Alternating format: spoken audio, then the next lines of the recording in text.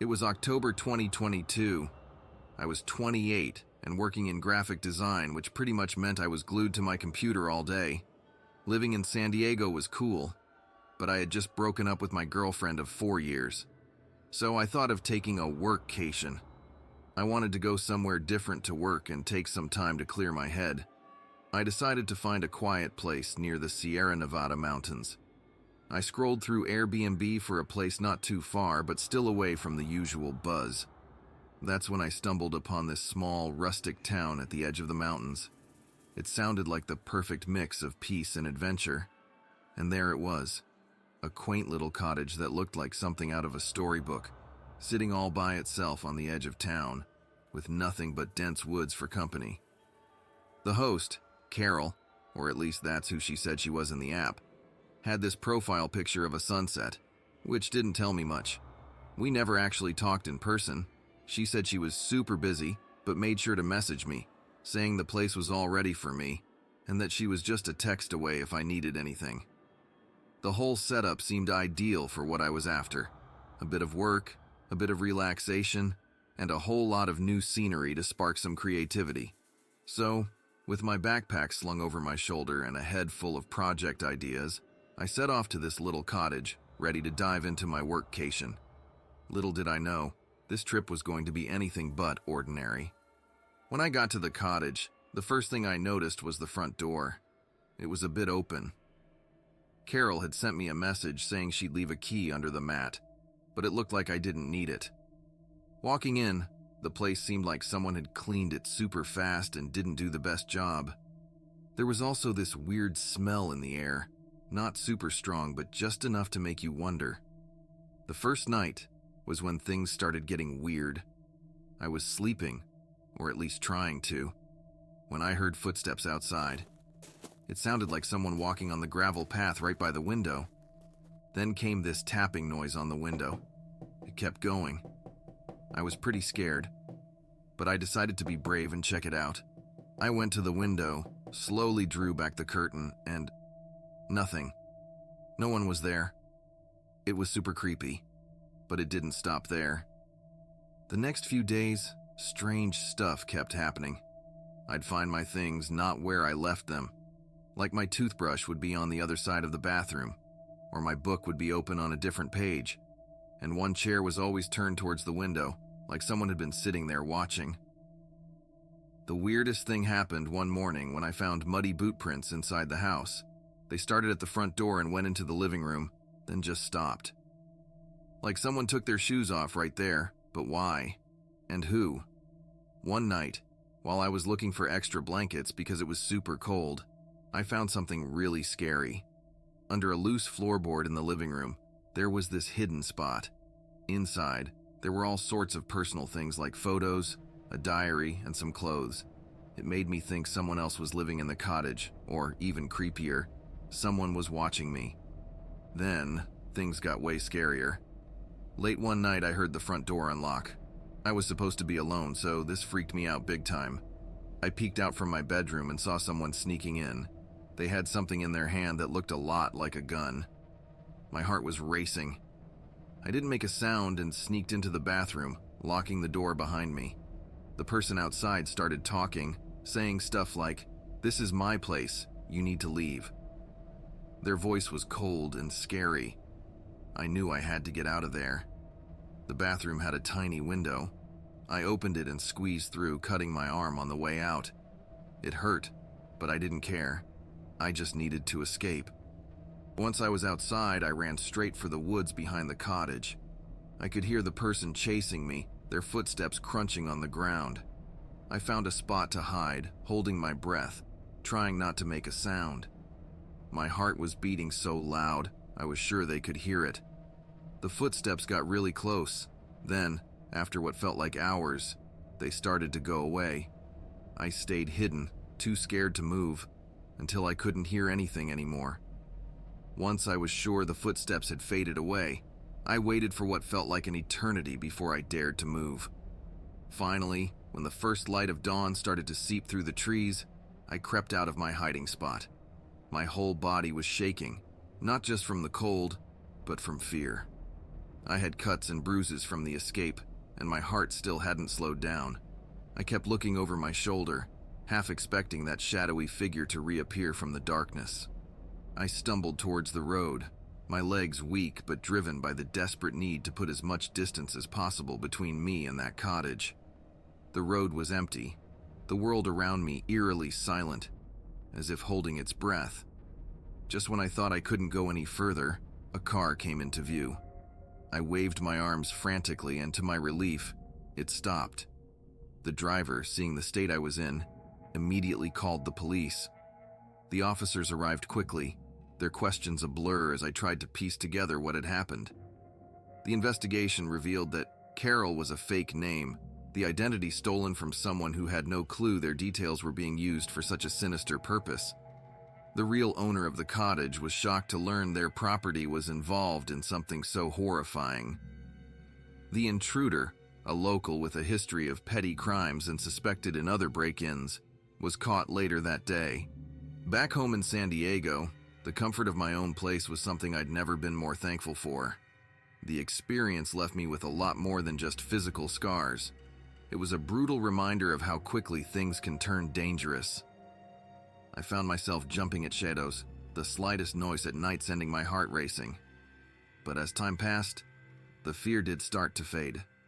I shared my story with others, not to scare them, but to stress the importance of being careful and listening to that gut feeling when something doesn't seem right.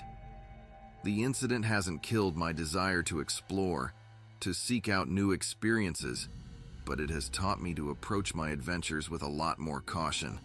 I learned that while the world is full of incredible places and experiences, it's also unpredictable. My brush with danger in that secluded Airbnb cottage was a reminder that adventure comes with risks, and being prepared and aware is not just smart, it's necessary.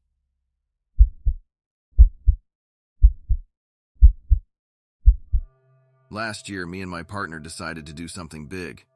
We had just moved to our dream house by the lake, leaving behind our first home in a quiet neighborhood. That house was special to us, filled with memories and milestones. Now, mortgage-free, we saw an opportunity. We thought, why not turn it into an Airbnb? The idea was perfect, a way to keep the house and earn some extra cash. So we started planning. We wanted our Airbnb to be more than just a place to stay. We envisioned a cozy, charming home where guests would feel the warmth and love we had for it. To bring our vision to life, we needed help. That's when we heard about Jacob. He was a local contractor, recommended by a close friend who had recently renovated their kitchen. They couldn't stop talking about how Jacob had transformed their space. We met with him, shared our ideas, and it didn't take long for us to be convinced he was the right person for the job. With Jacob on board, we were ready to start. It felt like the beginning of a new adventure, turning our beloved home into a quaint, attractive rental property. Little did we know, this project would take us down a path we never expected. As the weeks went by, our excitement started to fade. Jacob, who had promised to turn our home into the perfect Airbnb, was missing deadlines. At first, we didn't mind. Delays happen, right? But then, one deadline turned into 2, then 3, and Jacob's promises started to sound empty. Just a little longer, he'd say, but that little longer stretched out further and further. Things got even weirder. Some of my tools started disappearing. I knew I had left them in the garage, but then they were gone. And it wasn't just me noticing odd things. Our neighbors began telling us they saw lights on and heard noises coming from our house late at night, when no work was supposed to be happening. It was as if someone was using our house for something else, something we hadn't agreed to. The real shock came when we finally got the place ready for our first group of renters. They were supposed to be Jacob's crew, taking a break from another project in town. It seemed like a good idea at the time, helping each other out. But when they arrived, things didn't add up. They were too curious about the house's layout, the security system, and our schedules. It hit me then. This wasn't just a friendly arrangement. Jacob had brought these people into our home for a reason. But what? That's when I started to really worry. What was actually happening? Were we accidentally mixed up in something bad with our Airbnb plan? The idea made me feel sick. We thought we were just renting out our home, but it seemed like we might have let in something really scary. One evening, we decided to stop by the house to check on things. As we approached quietly, not wanting to startle anyone working late, we heard voices. Hiding just out of sight, we listened. What we overheard made our blood run cold.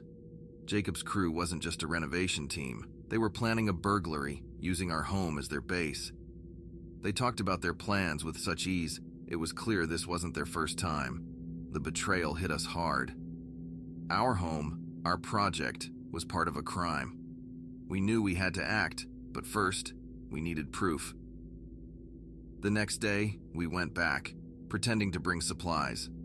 While there, we managed to record some of their conversation on our phones.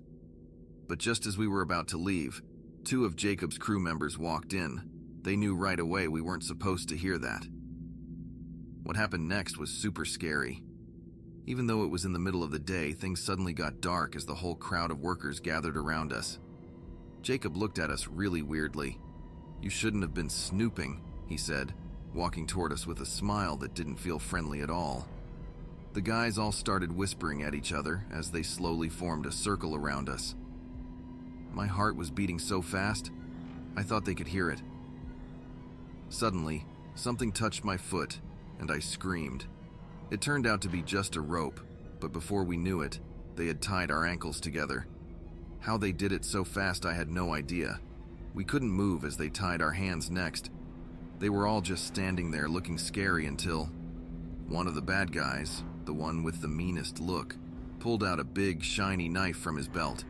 He waved it in front of us, saying, "Let's make sure you stay quiet."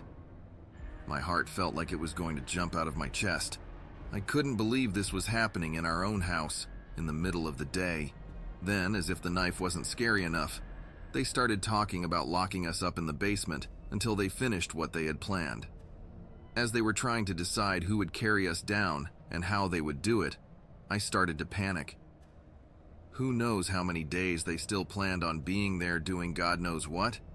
What if they don't bring us water or food? How will we go to the bathroom if we are tied up like this? Their talking became a loud, muffled noise. I felt like I was in a scary movie. Just when I thought things couldn't get any scarier and we were really going to be hurt, our dog Max came running from the car where we forgot we left him. He was barking louder than I've ever heard him. He was always a big softy, but now he seemed like a superhero. The bad guys didn't expect Max at all, and they stepped outside, looking around, worried about the noise. I yelled as hard as I could, "Help!" One of the guys rushed over to me and punched me through the face. That's when Max attacked the guy and started biting his leg, and he started to scream. All the noise made our neighbor come over and shout from the door. The bad guys didn't want anyone else to come, so they ran off and drove away really fast. After they left, the house felt super strange. It was still sunny outside, but everything felt different. We were safe because of Max and our neighbor coming to check on us, but I was still shaking. It was a really close call, and it scares me to think about what could have happened. When we contacted the police, they seemed really interested in getting as much information as possible. This was not the first report of this kind they had received, and they were eager to catch these guys. Our friend who recommended this animal and felt really bad about everything happened to know Jacob's address. The cops went to check it out, but it was empty. They had a search warrant, so they let themselves in. It was clear that someone left in a hurry. There was a half-eaten sandwich on the kitchen counter, and there were some clothes left in the cupboard while most of it was gone. One of the neighbors also told the cops that they heard loud braking on the gravel driveway when Jacob came speeding home the day before. When they looked outside, they saw him slamming his truck door and then slamming his front door shut as he walked into the house. Not more than 30 minutes later, they heard the truck door slam again and saw him drive off speeding again. He hasn't been home since. I know the police are still looking into this case, searching for some of the other guys who might know where Jacob is, but there just is no way to know where they all went. It's not a great feeling, but we have decided to believe that they are smart enough to have left the state and that we will never have to deal with them again. Looking ahead, we're more determined than ever to make our Airbnb venture work. We've learned a lot about trust and vigilance. We've installed enhanced security measures and have committed ourselves to be more involved in our community. Our experience taught us the importance of being diligent and listening to our intuition to protect our dreams from unseen threats. The moral of our story isn't just about the danger we faced, but about our journey from naivety to empowerment. It's a reminder that while we can't control everything, we can face challenges with courage and come out stronger on the other side. Our Airbnb isn't just a business now, it's a symbol of our resilience, our commitment to each other, and our community. And with that, we move forward, ready for the guests and the stories they'll bring into our home, armed with the lessons we've learned and a renewed sense of purpose.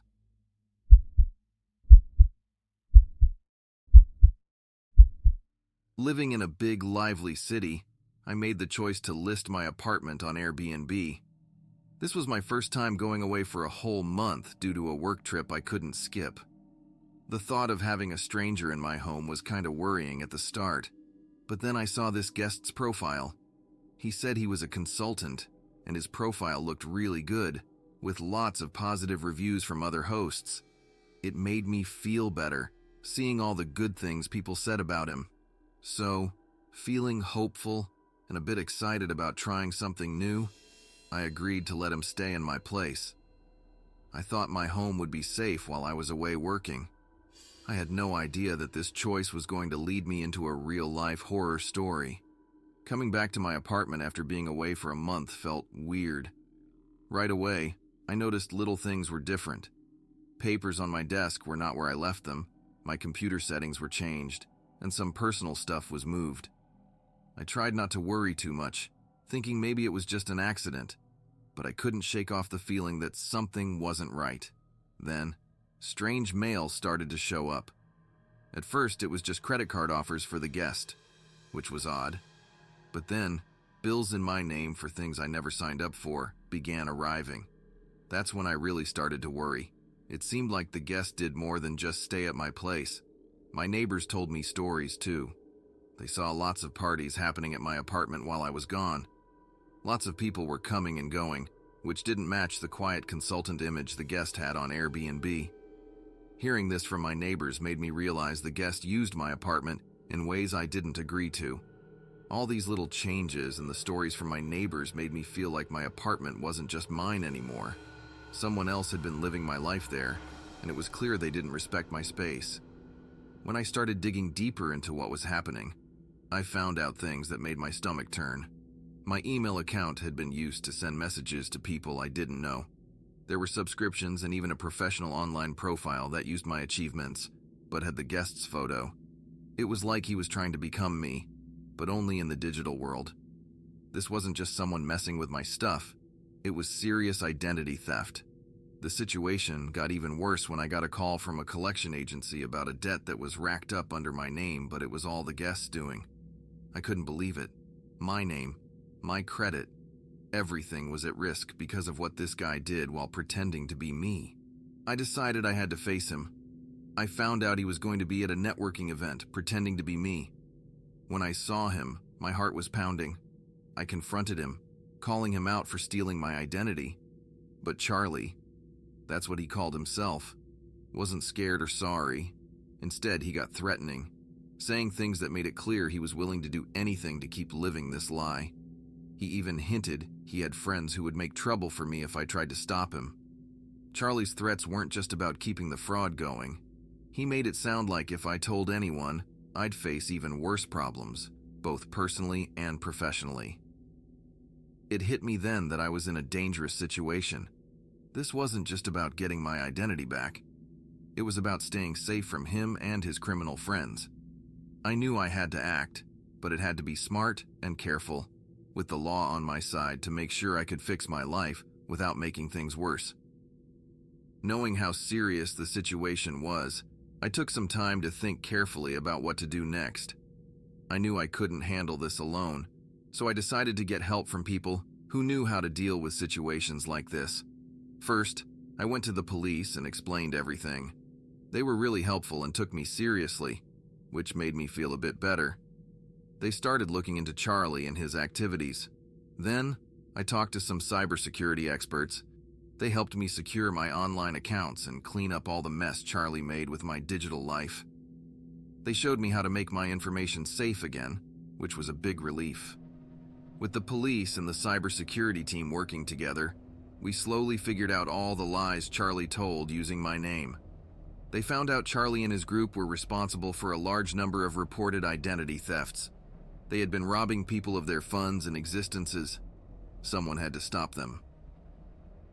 The cybersecurity experts used special technologies to find out the address where these jerks were operating their business. This was big news, and soon after, the police had a serious talk with me. They asked if I was brave enough to help them catch the gang by pretending I wanted in on the action. I'd have to wear a wire and act like I wanted to join their group, saying I had lots of skills and cool ideas to bring to the table. The cybersecurity folks gave me some tips on what to say to sound convincing. So, I went to the address, trying to act cool and confident. At first, the guy who answered the door held me by my collar, but I made sure to say everything I was trained as quickly as I could, and suddenly, they actually started to listen to me.